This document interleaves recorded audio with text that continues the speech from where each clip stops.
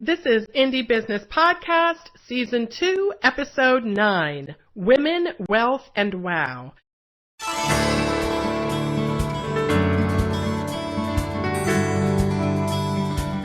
Hello and welcome to this episode of the Indie Business Podcast. I am your host, mentor, and coach, Donna Maria, the founder and CEO at indiebusinessnetwork.com. My goal is to help makers and handmade entrepreneurs build a solid business foundation, increase your income, and use your business to create the life you love. In this episode, I will share some powerful thoughts with you. Inspired by recent conversations in the Indie Business Network private member forum, I'm going to speak with you about the topic of competition.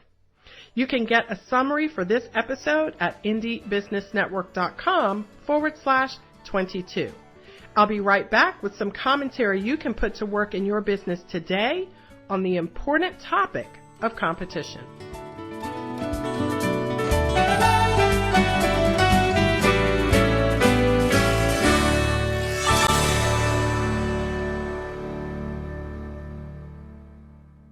Let me start with this profound thought.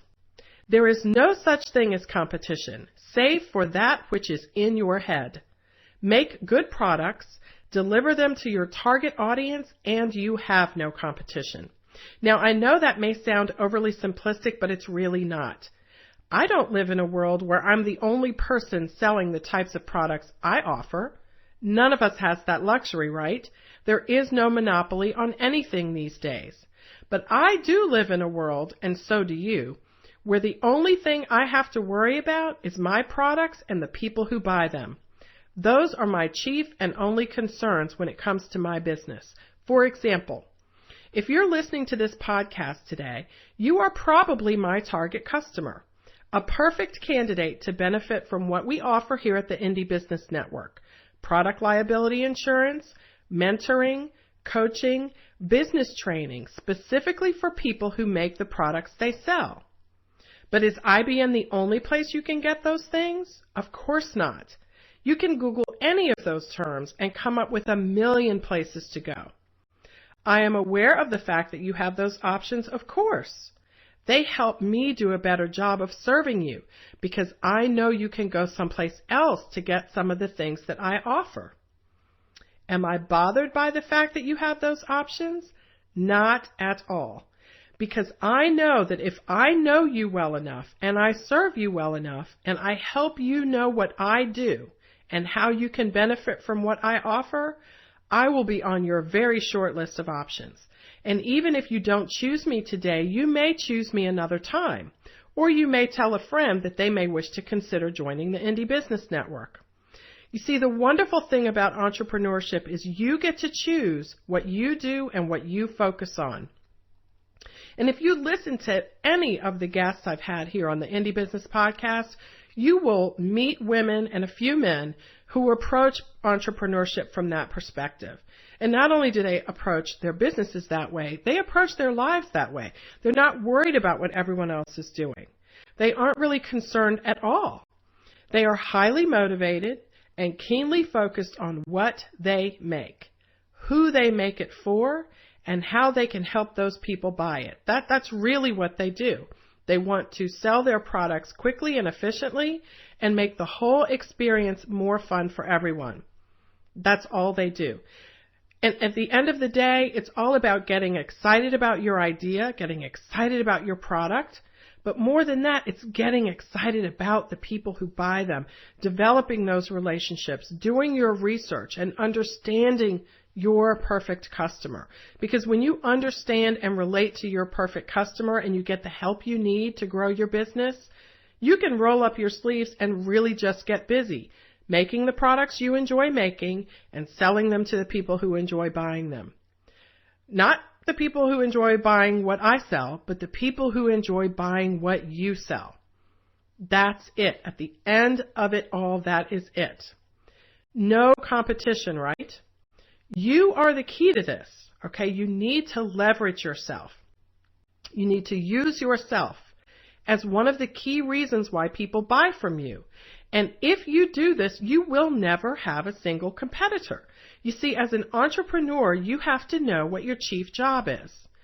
Your chief job is to attract buyers for your products.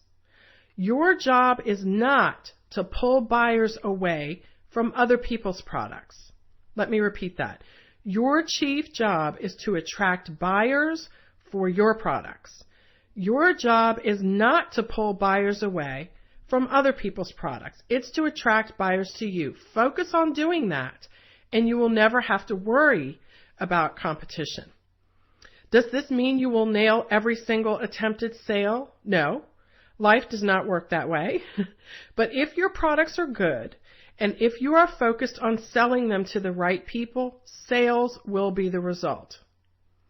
Look, competition is a part of life, right? If you're married or otherwise involved in a committed relationship, did your partner have other options outside of you? Probably.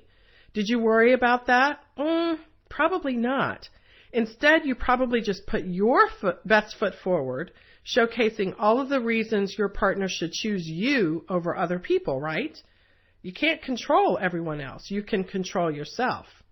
Have you ever been on a job interview before? Of course you have. And when you did, you knew you weren't the only candidate for the position, right? Other people are trying to get it as well. Did you worry about that? I would guess you probably didn't.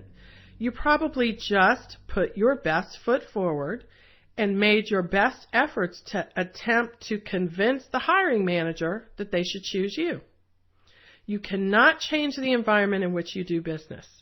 Some of your customers have a few options. This is a good thing. Some of them have a lot of options. This is a good thing as well. None of it matters. What matters is that you know what you do, what you have to offer, and who is interested in buying it, and you can proceed from there. Now let's talk about how all this works from a more practical perspective, because it's easy to say, don't worry about the competition, but it's another thing entirely to really fix your mindset so that you don't actually worry about the competition. Here are 3 things I recommend you do. Step number 1, focus on what you have to offer. That's right. Just decide, this is what I'm going to focus on, and that's the end of the story. You are the decision maker here. The buck stops with you. Who controls what you focus on? Who controls what you allow into your head on a regular basis? Now, while there are some things that you can't avoid letting into your living space, some things just by nature of living, they come through.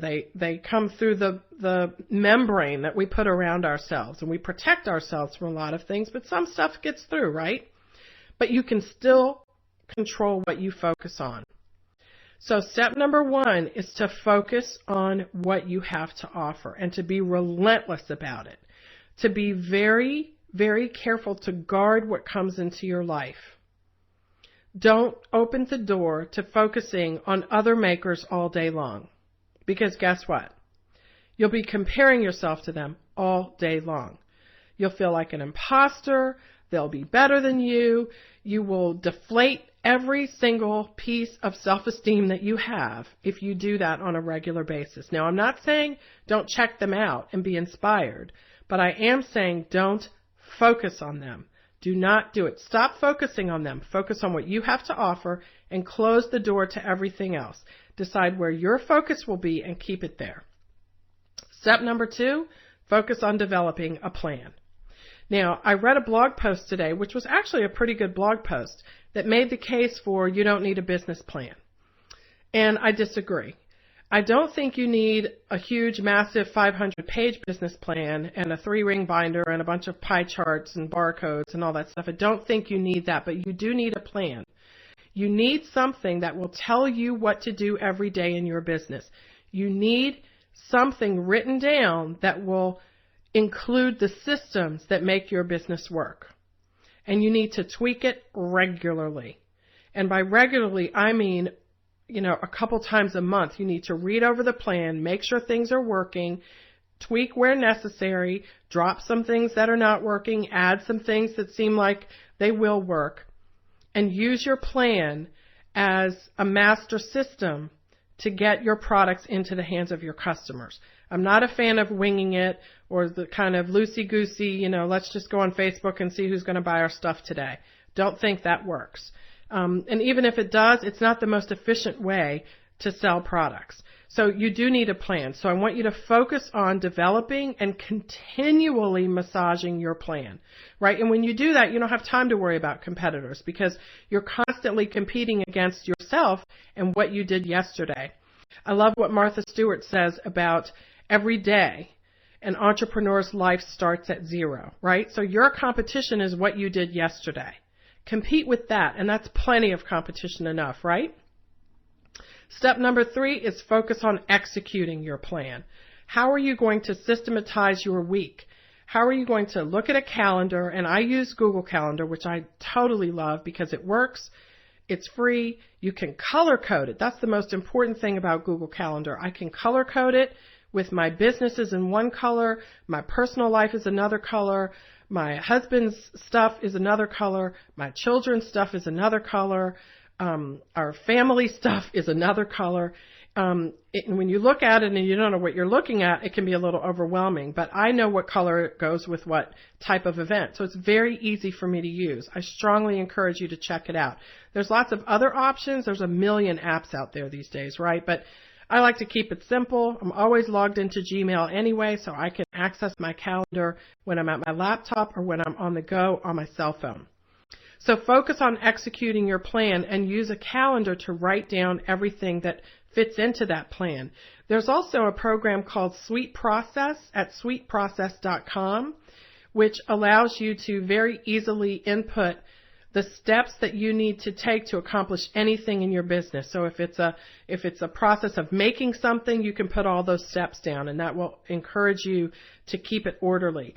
You can put your social media in there. You can put everything in there, and you can create processes for yourself and for people that help you in your business. Sweet Process, as of today anyway, is $29 a month, which is, it's a bit on the pricey side if you ask me. But if you don't have any other way to track this information, then you need to use something like that. You can use a page at your own website. You can just create a document in Word or whatever you use. You can use a Google Doc. There are so many options, but the point is to focus on execution of your plan so you have everything that you need to do written down every day. And, not only does this help you be more efficient in your business, but it also helps to encourage you not to get caught up in your own emotions. So, for example, you could wake up one day feeling especially fabulous, and you come across some website of someone else that's, blowing up the charts, and you start to feel like, oh my goodness, look at what they're doing. They're so awesome. They're making all this money, or, they have all these things going on with them. They just rebranded. Everything's great. And I'm still, trying to muddle my way through the start. That can be sometimes a little bit demoralizing, and you can feel that, it's an emotion, and sometimes it can take us away, and you don't want to do that. If you have systems in your business and it's Monday and this is what you need to do every Monday, then at least you have something that you can hold on to that will work for you and help take your focus off of whatever else has sort of made you feel not so great that day. So systems help your business in a variety of ways. Those are just a few of the reasons why I think just about everything you do in your business has to be systematized. I don't want you to be rigid or inflexible, but the core of your business and how it runs needs to have some predictability. That's the only way that it will work and become sustainable over the long term. So once again, the 3 things: focus on where you will concentrate your brain power. Where will you be focused? How will you focus? What will you be focused on? Number 2, focus on developing a plan. And number 3, focus on executing that plan. And when you think about those 3 things, you really won't have time for anything else, right? This focus is so important because entrepreneurs really do need to think differently. Nobody's going to tell you what to do. Nobody's going to tell you what to focus on. If you have a 9-to-5 job, you have a list of job requirements. Your boss says the report is due tomorrow at 5 o'clock. You have to turn it in tomorrow at 5 o'clock. Well, no one's going to tell you that when you have your own business. You have to set that deadline yourself, and you have to make sure that you make it yourself. You have to create your own consequence. If your boss doesn't get the report by 5, you could be fired. Well, that's a pretty big incentive to get that report done on time. But when you're the boss, you're not going to fire yourself for missing a deadline. You need to make sure that you have these systems built into your business so that you can do the same things that need to be done day after day and week after week to get the results that you need in your business. It's all about the focus. And you know, where your focus is, your fortune follows. Let me say that again. Where your focus is, your fortune follows. And you know, the Latin root for the word focus literally means hearth or fireplace. Used in post-classical times, it was fire. Fire. So think about that. I'm not just asking you where your focus is, I'm asking you where your fire is. Where is your passion? Are you on fire for what other people are doing or not doing, or are you on fire for what you are doing? If your fire is in the right place, that is, your fire is focused on your customers, then you will attract more customers. If your fire is not focused on that, then it's going to be diffused. It's going to become a flicker. And no one is attracted to a flicker, right? So I want to encourage you to really get a grip on your focus. Make sure that you know where your fire is, where your passion is, what you're making, who you're making it for, and systematize the ways that you deliver those products to your customers. And if you do that, you will be able to look at competition in a whole new way. You will welcome it because you will be able to look at it and say, wow, I'm glad they're doing well. What is it that's making them do well? Let me have a look. This is helping them. This is helping them. You know what? Maybe I'm going to try that. Maybe I'll take a look at what they've done and try it myself. Maybe I won't. Maybe it doesn't look like something that I can do. Maybe it doesn't look like something I want to do. Look at others for inspiration, but focus on what you're doing, what your goals are, what you're making, and who you're making it for. Where is your fire? Where is your focus? I would love to know. I invite you to share your focus, your fire, your passion. You can share it at the blog under the entry for this episode, which is indiebusinessnetwork.com/22. I would love to know what you're doing, where your focus and your fire is, and leave a link to your website too, because I would love to visit and have a look and get to know you better. Well, I hope you have enjoyed this episode of the Indie Business Podcast. And if you did, won't you show me some Twitter love? Go to indiebusinessnetwork.com/love. It's really easy. If you're logged into Twitter, all you need to do after that is click the tweet button. indiebusinessnetwork.com/love. And if there's anything that I can do to improve Indie Business Podcast for you, please let me know. Just go to our website, click on the contact link, and you can leave any message that you'd like there, and I read every single one of them. So I look forward to hearing from you. I'll see you on the next episode of the Indie Business Podcast. In the meantime, break all the rules, build your own corporate ladder, and create the life you love.